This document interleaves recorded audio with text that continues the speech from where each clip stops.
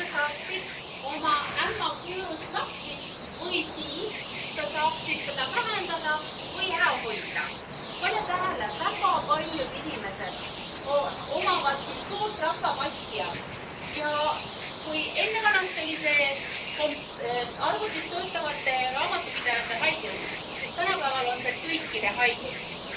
Ja olenevalt siis inimesest ja tema harjumustest, kuidas ta istub arvuti taga või nutitelefonist, olenevalt sellest siis küür tuleb kas varem või hiljem, suurem või väiksem. Aga tegele oma tervisega 100% vastutad ju sina enda tervise, oma keha eest ja oma igapäevase elu eest. Nii et tuleb ikka 4 harjutus, väga lihtsad harjutused. Televisioon, TV. Ja nüüd tuleb LV.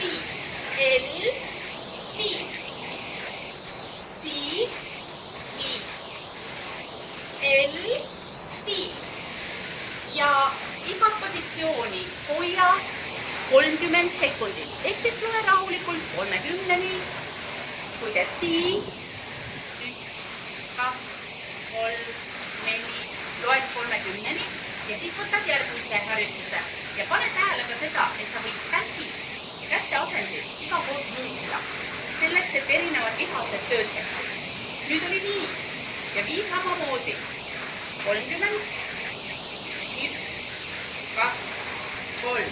Nüüd, kui TV on tehtud, eks televisioon TV, siis oli L ja jälle vaata, sa võid mängida kätega. Iga kord erineval moel.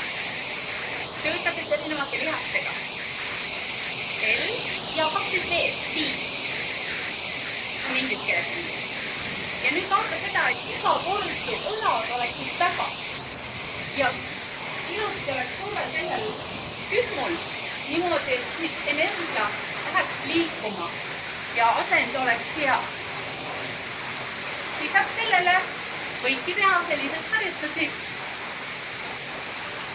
ja lihtsalt tavalisi õlaringe ette ja taha ja võid kõndides seda harjutust teha või võid teha seda seistes.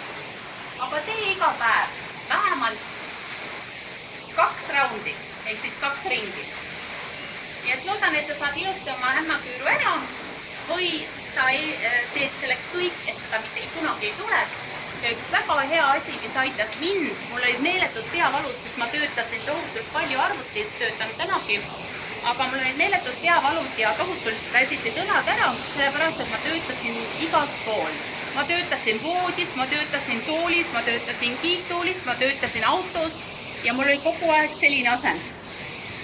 Ja kui ma hakkasin kasutama arvuti hoidikut, computer stand, mis pani ekraani mulle õigele kõrgusele, puidust õemes tegi mulle, pani ekraani õigele kõrgusele, siis kadusid mul koheselt ära need valud. Ma arvan, et kuskil 2-3 päevaga oli kõik korras. Nii et täna, töötades igapäevaselt arvutiga, ma pööran väga palju tähelepanu sellele, kus on minu ekraan, millega ma töötan. Kas see on siin või natukene kõrgemal, nagu ta võiks olla. Nii et head harjutamist. T, L,